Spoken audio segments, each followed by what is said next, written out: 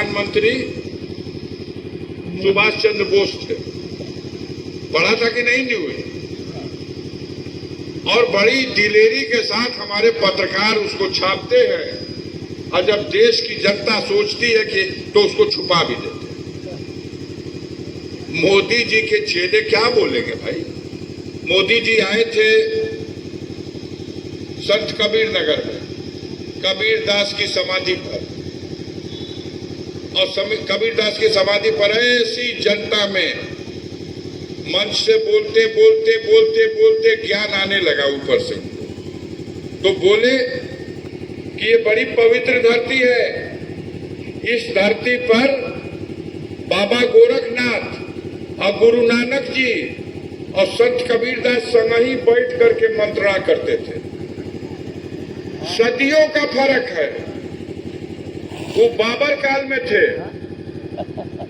जो गुरु नानक जी हैं, और इनको कहा जाता है कि ये द्वापर में थे गोरखनाथ। युगों का अंतर, लेकिन कहां से ज्ञान मिलता है। और उसके बाद भी बा बंदी जी, बा मोदी जी, विश्व गुरु मोदी जी, देश का भट्ठा बैठा दिया।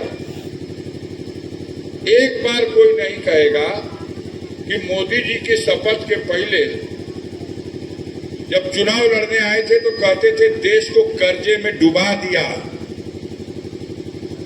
इन कांग्रेसियों ने देश को बेच दिया। 49 लाख करोड़ का कर्जा है, हमको अवसर दे दो, कर्जे से मुक्ति दिला देंगे, देश को उबार देंगे। जनता ने अवसर दे दिया 10 वर्ष में। हिसाब जानत हो जाए घड़ी कर्जा का, बोले जा बताएं।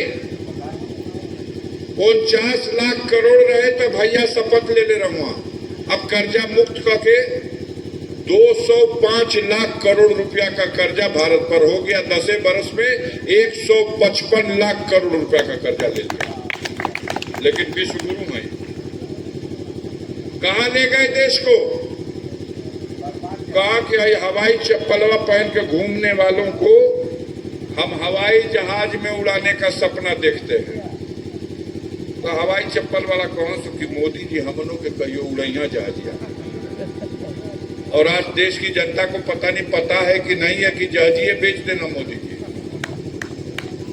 सपना दिखा दिया, लेकिन भारत सरकार का एयर इंडिया वो जहाज टाटा के हाथ बेच दिया। लखनऊ का एयरपोर्ट अडानी को 50 साल का पट्टा लिख दिया। कोई हिसाब करेगा?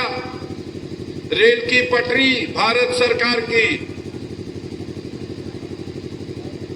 रेल का स्टेशन भारत सरकार का, और उस पटरी पे चलेगी प्राइवेट ट्रेन।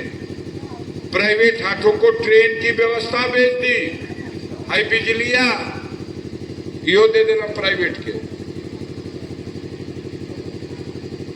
हम देश नहीं बिकने देंगे। बचल का बताओ, हमारे जो रास्ता में